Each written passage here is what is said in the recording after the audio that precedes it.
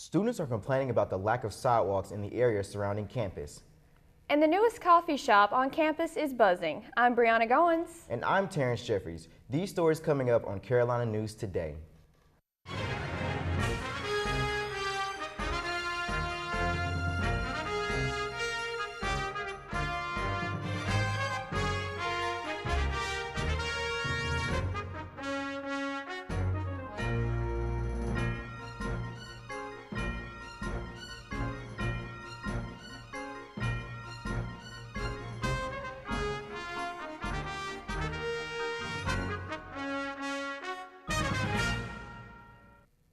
A rare supermoon was viewed by most of the world earlier this week, but for many North Carolinians, the view was obstructed.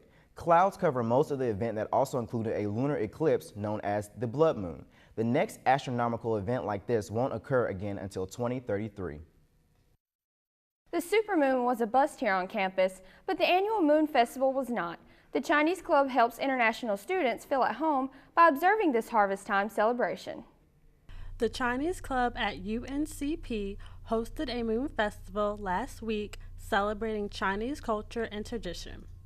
The members of the club engaged in music, dance, song, and food that is popular in international culture. Many students came out to the event and it turned out to be a success. The Moon Festival is a very special event to many Chinese students and made one of the Chinese Club members feel right at home. In the Moon Festival, I and my family and friends will get together, have a dinner, and do some Chinese traditional game. It's very popular and it's very happy. Individuals at the Moon Festival participated in arts and crafts, face painting, games, and many other activities celebrated in the Chinese culture. Chinese Club President Dana was incredibly pleased on how the event turned out. I think it went really good this year. I think probably out of all of the other moon festivals, I think everyone actually had the most fun this time. Like all of the club members. I was really excited about that. Like on stage, I actually had people laughing. And they never do that. Like ever. I really enjoyed that. And I think there are a lot of people here. Generally we have about 200. So. The Chinese Moon Festival is not only an annual event at UNCP, but a yearly event in China. For Carolina News Today, I'm Ashley Wood. A sorority on campus is raising awareness for hazing prevention. CNT reporter Jamar Smith shows us one of the more colorful events the group held on campus. The ladies of Lambda Theta Alpha Latin Sorority Incorporated are taking a hands-on approach to a very delicate topic, hazing. The LTA sorority set up outside of the James B. Chavis University Center on the campus of UNCP to promote inclusion among both Greek and non-Greek students, faculty, and staff, and to make a united stand against one of the biggest problems concerning Greek letter organizations all over the country. Individuals who wanted to participate simply had to pick a color of paint and make a handprint on the banner, and by signing their name under it, they made a pledge against hazing for the whole campus to see. After speaking to the president of the UNCP chapter of Lambda Theta Alpha, I learned the importance of talking about such an uneasy topic. It's important to talk about hazing because it's an uncomfortable topic, especially when you're on a college campus and you're promoting Greek life. It's one of those things that people don't necessarily want to bring to light, but it is a very real problem that exists within Greek life. So it's important to talk about it, address it, educate students and Greek life on the issue, and then fix it as a community. I spoke to a member of a different sorority, Zeta Phi Beta, and she gave us her opinion on the event and hazing in general. A lot of students should really look up hazing and see why it is a very bad thing and why we are trying to push ourselves away from it, because it has left a bad mark on many Greek organizations. So I think we should do away with it. I think this is a really good event to get students out and to help spread the word about being against hazing. At the end of the evening, the banner was hung up in front of the University Center, full of handprints and names, making a statement, "We are anti-hazing." For Carolina News Today, I'm Jamar Smith.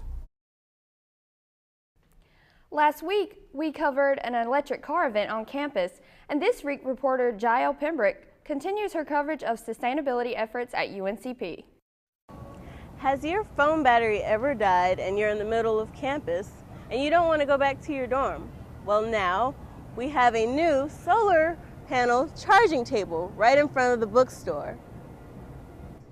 A solar charging table has been added to the UNCP campus, but the solar charging table isn't the only new energy saving source. UNCP had one car charging station right beside Dow. Now, 2 additional car charging stations have been added to support the use of electric cars. One is located off Odom Road behind Moore Hall in Lot 6. The other is in front of the Jones Athletic Center in Lot 14 off University Drive. UNCP's Sustainability Director Jay Blauser says the charging stations are very productive. During the day when folks are driving to campus, students or employees can charge their cars, and we don't make you pay. So you can basically charge your car without having to pay any fees. And it's connected to the campus grid, electrical grid, so it actually works day or night, rain or shine. But the solar panels are there, and every time that the sun is out, we're actually pumping energy back into our grid, so it offsets the amount that we use. Another student was excited about the solar table. I think it's great for studying because sometimes I can't really get anything done in the room, like me and my friends, so we just come out here, sometimes just sit down and start working. And since it's got like charging stations, I don't have to go back in my room. For Carolina News Today, I'm Jael Pembroke. For years, students have struggled to travel off campus by foot with a lack of sidewalks. CNT reporter Lauren Wilson tells us students' voices are being heard. Plans for sidewalks are currently being discussed for the Pembroke area. For years, a lack of sidewalks has been an issue for students wanting to travel off campus, causing a safety hazard as students are forced to walk closer to the road. Any sidewalks currently in existence suddenly end, leaving students to walk on the grass to restaurants and grocery stores. Travis Bryant, Associate Vice-Chancellor for Campus Safety and Emergency Operations, discussed the current on- and off-campus situation, highlighting that many complaints have been received in the past over the issue. Plans are in the master plan for development with the town, the county, and the university to try to add some sidewalks. We actually have approached the Department of Transportation and the state. We had some folks on campus about 2 weeks ago trying to solicit some funding so that we can actually have those projects funded and begin development. The only current crossing available for students is the one that leads to McDonald's, with sidewalks ending at the restaurant premises, leaving the students with no other pathway to follow. The most affected by this issue is off-campus students with dogs who find it difficult to walk their pets around the Pembroke area. Victoria Vigilante, UNCP student, argues that within the area it's extremely difficult to find a safe place to walk her dog. Back here along by the McDonald's to Food Line, there are no footpaths and there's terrible lighting, and cars can't see me or my dog. She's a dark color, and it's just scary and dangerous, and I get honked at, and there's divots and there's no safe place to walk unless you're on campus. UNCP campus itself has many sidewalks safe for students to walk on, with campus lighting currently being replaced with LED lights for brighter lit pathways. The university is currently reaching out to the town and county to try and improve the town's safety for pedestrians going off campus. For Carolina News Today, I'm Lauren Wilson. The Office of Diversity and Inclusion hosted their 8th annual Social Justice Symposium discussing issues in today's society. Carolina News Today reporter Jamar Smith was there to report. The Office of Diversity and Inclusion held its 8th annual Social Justice Symposium Thursday in the University Center Annex. Students filled the room to be a part of a discussion on incarceration in today's society, as well as social injustice and police brutality. The director of ODI, Robert Canada, hopes students would walk away being more aware of what's going on in the world they live in, and also being equipped with tools to work towards a solution. The purpose of planning this year's Social Justice Symposium was based off the fact of all that was going on in society as related to police brutality on citizens, primarily people of color. The symposium consisted of a panel of 5, which had 2 UNCP professors. Incarceration tends to come before drug use. So this is a very, very important number. I think the anecdote is to stay engaged. I think the anecdote is to continue to educate yourselves. I think the anecdote is to have those hard conversations, say those awkward things that people don't want to talk about. And Professor Irving Joyner of North Carolina Central University as the keynote speaker. So when we talk about changing the system, it won't change until you take over. Because if the people who were in power today intended for the system to change, it would have been done. While some students came as a part of a class assignment, others came with a pure desire to learn. I came in here with a learning mindset to learn tonight, and I did learn a lot. So did I form any opinions or views? Probably not yet. I'm looking forward to processing this and maybe looking at this a little bit more, and they really opened up my mind as to what really happens behind the scenes or behind the bars, so to say. After the event, Dr. Canada expressed his own desires for students to take action and make a difference. If students don't step up to be the change agents, you all are our future. So it's your responsibility, as well as all of it, primarily your responsibility as future leaders, as current leaders, to make our society better. For Carolina News Today, I'm Jamar Smith. The start of a new year has brought numerous changes for our Greeks on campus. CNT reporter Lauren Edwards tells us about personnel changes at the office. Greeks on campus have been without a full-time director since the end of last semester. Leanne Strickland-Melvin has stepped up as the interim director to help the UNCP Greek community move forward.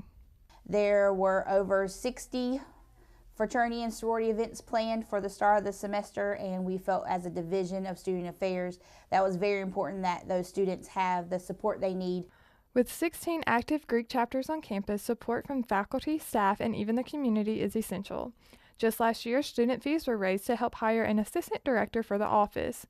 The focus this semester is to continue the search for this position and then revisit the process of hiring a full-time director in the spring of 2016. All Greek Council President Alexis Dawson says Greeks were concerned about the change at first. So I think that at first everyone was a little concerned, not really knowing where this was going to go, how it was going to affect each individual chapter, each individual person.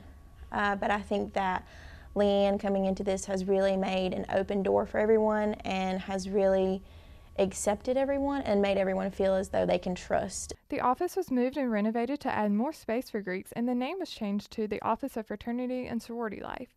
This was a national public relations campaign to hopefully eliminate the harsh stereotypes that come with the name Greek life and to include what the office actually focuses on. For Carolina News Today, I'm Lauren Edwards. Another vacant position on campus was the lead instructor for ROTC, but this semester, cadets welcomed their new faculty member in military science. CNT reporter Joseph White is in the program and prepared this report. The long wait is over as UNCP's Army ROTC welcomes its new assistant professor of military science. Captain Noah Switzer, a former field artillery officer, is taking over as the program's new instructor after the departure of former ROTC instructor Captain Larry Pitts. As the APMS, he will be in charge of a company of nearly 50 Army ROTC cadets. Although he is a brand new addition to the program, he looks forward to the responsibility of training future Army officers. I'll tell you what, I'm really excited to be here. This is a job I really wanted to do, to come work with young people that have a motivation and a drive to achieve something in their life, and I just couldn't be more happy to be here. Just as cadets are transitioning from a student to Army lifestyle, Captain Switzer expressed the challenge of adjusting to the sudden transition from functioning as a combat field artilleryman to becoming a college professor for military-bound students. Well, you definitely had to pump the brakes a little bit. In the regular Army, you have a lot of discipline, but the thing you have to teach yourself is that these guys and gals that are in this program, obviously they haven't had that kind of training, that discipline training yet. Looking forward to laying some of that leadership on them and teaching them how to lay it on people in the future.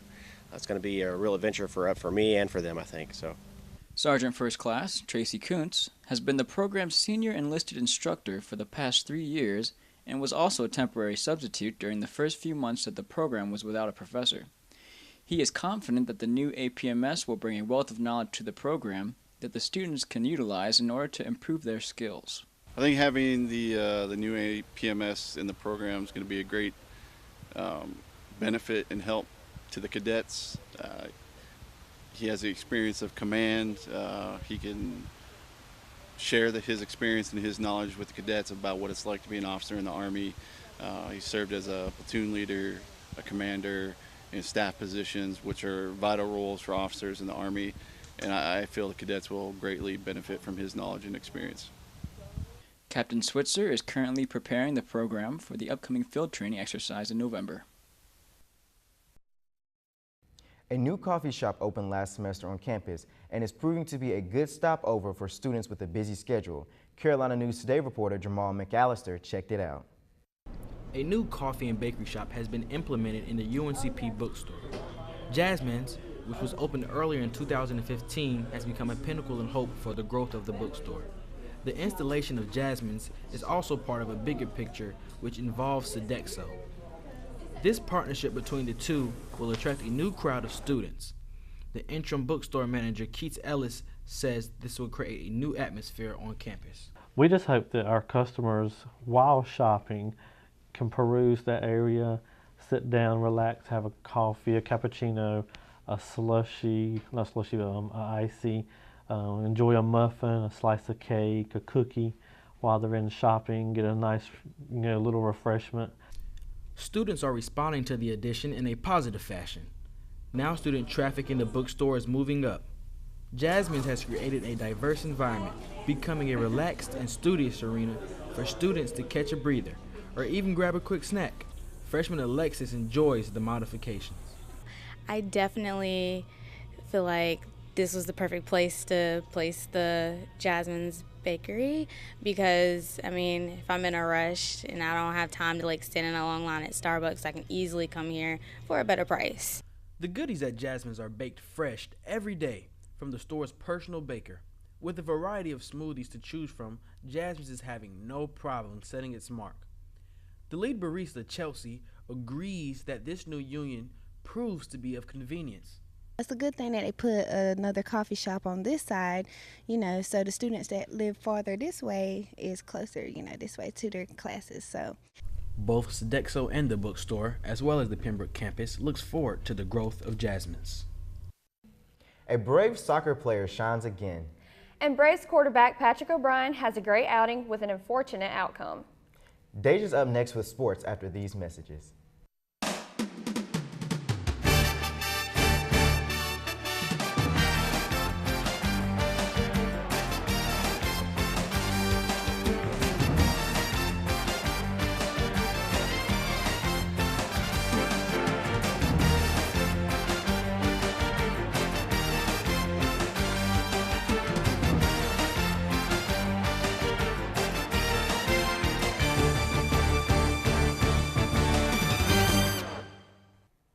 Braves quarterback Patrick O'Brien had his best outing of the year at Greenville last weekend, throwing for over 200 yards, including 2 touchdowns. Rontonio Stanley led the team with 22 yards of rush offense to go along with the Braves' season low of 42 total rush yards.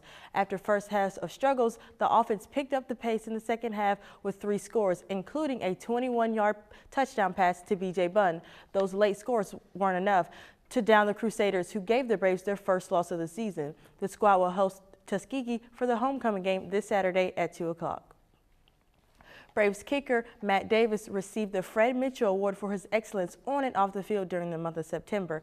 Davis has yet to miss a kick attempt, nailing all PATs and field goals in 12 attempts. He is also a member of UNCP's Student Athlete Advisory Committee and a student leader in his Athletes in Action Bible Study program. Davis is one of 6 Division II athletes to receive the award this month. Courtney Crump had another terrific weekend against Clayton State, completing the first hat trick in 2 seasons. Her performance was honored with Athlete of the Week accolades for the second week in a row. Not only is she Athlete of the Week for Brave Nation, she was also named the Peach Belt Conference Player of the Week. That hat trick against the Lakers was the whole offense for the Braves, who also contributed no assistance to her netters. Crump reflected on her accomplishments in an interview with CNT Sports. Extremely blessed. I would have never thought coming to Pembroke that this would ever be, I just wanted to play soccer and win games and be the best that I could possibly be. So to be named PBC Player and Athlete of the Week, it's a huge blessing. Crump made an outstanding sequel at her 2-goal show against Montevallo by upping her offense this week versus Clayton State. For the second game in a row, Crump has been the sole proprietor of offense, scoring 2 in the first half and 1 goal 20 minutes into the second half. The Braves were outshot by Clayton State 17-9, but keeper Janae Aiken complimented the 3-goal show by nabbing 9 saves on the 10 Laker opportunities. Aiken and Crump's performances have given the Braves a 4-game win streak and a 3-0 conference record. At 4-3 overall, the team will travel to Armstrong State this week to continue their dominance.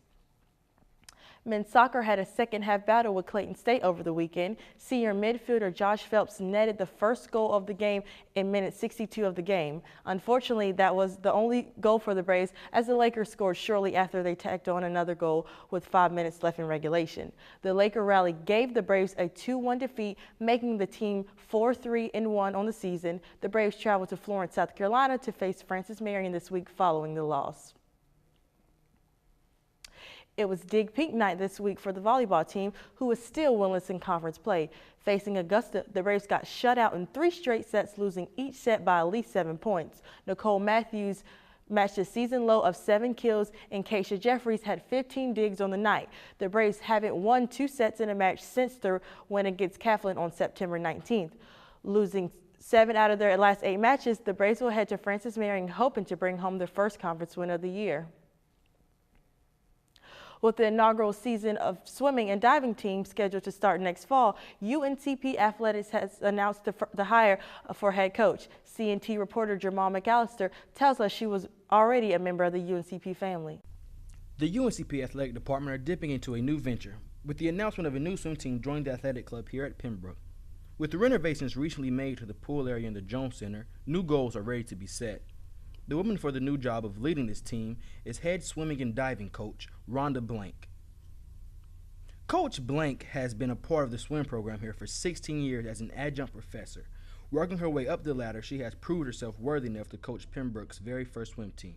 Students who had come through the swim school program that were looking to swim competitively, wanted to refine their strokes, and I see myself as a more technical coach.